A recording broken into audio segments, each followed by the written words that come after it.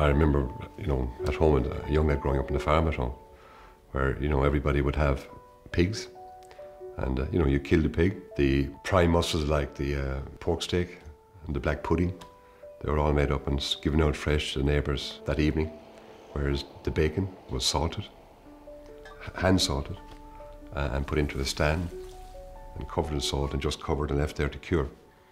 And that provided the meat for the winter.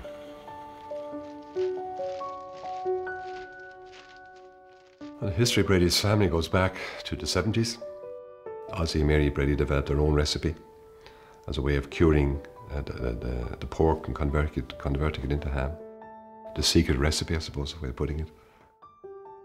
It's funny when you look at the food business, a lot of it has gone very corporate, global brands and very corporate and probably impersonal. Whereas Ozzie and Mary started a family business and built it up through the 80s and 90s.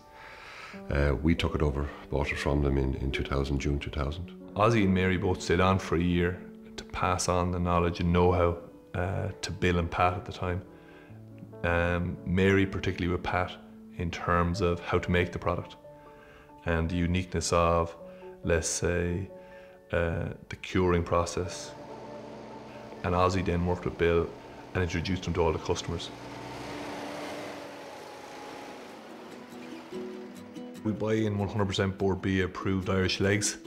We purchase all the legs for 4 main processors. From the time a quality assured pork leg arrives at our door, it can take up to 5 days to go through our process from start to finish. When the legs arrive in, we go through a very detailed inspection. So we look at the lean face on the ham. We want to make sure there's no excess fat. It's been boned and trimmed to the standard that we want. Then we move on to the curing step. This is where we use the traditional Brady's cure to get that flavour through into our ham.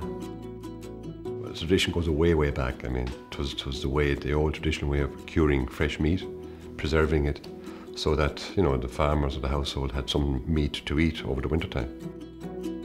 Timahoe here is based on the esker of the Bog of Allen, which is a natural filtration process, and we have our own wells on site. You also have that peaty flavour coming through in the water, which does impact on the finished product.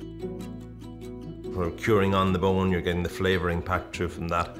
From the cover brine, you have the culture and the flavour profile coming through there. When you're talking about real ham and traditional ham, time is one of the key elements within it, so it stays for 3 days in the cover brine. It's the old traditional way people used to cure hams. Post-curing, the boners take them and debone them. These guys have developed a specific skill set and knowledge over the years and call it a craft of know-how in there. They're prepared then for cooking onto a tray and into a steam cooker. We slowly cook it, so it's steam cooked for 10-11 hours with the rind on, which keeps the succulence of the product in there and the flavours in there. So once the product is cooked, we then remove it, chill it for about 12 hours, and then let it set for another 24. So this allows the product mature to ensure we're getting that flavour profile through that is Brady Family Ham. Every ham is one individual leg of a pig. There's not 5 or 6 different pigs in a different ham. There's just one leg of one pig.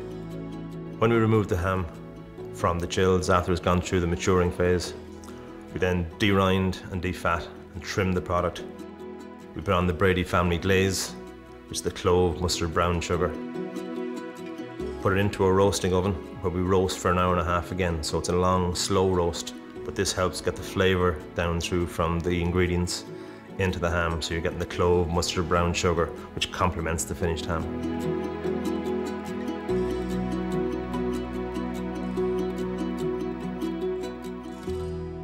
We use the traditional ham, the full traditional leg. We use that for the deli counter. We take off the top side muscle and just use that specifically for the carved range. And the other 2 muscles, the knuckle and the silver side, we use that in our ingredients, which is the torn and the diced range. I think when they look at the end product and we look at the amount of families who are buying it now versus the amount who were buying it 2 or 3 years ago, it's doubled. And I think that's because they genuinely believe the product that they're getting is real ham. And they're the ones we want to be judged by. When we go into supermarket at the moment to do tastings, and you get people in my age group coming up who, you know, were used to, they were brought up in the 50s and 60s. And two things they will say to you when they taste, they said, God, that's real ham.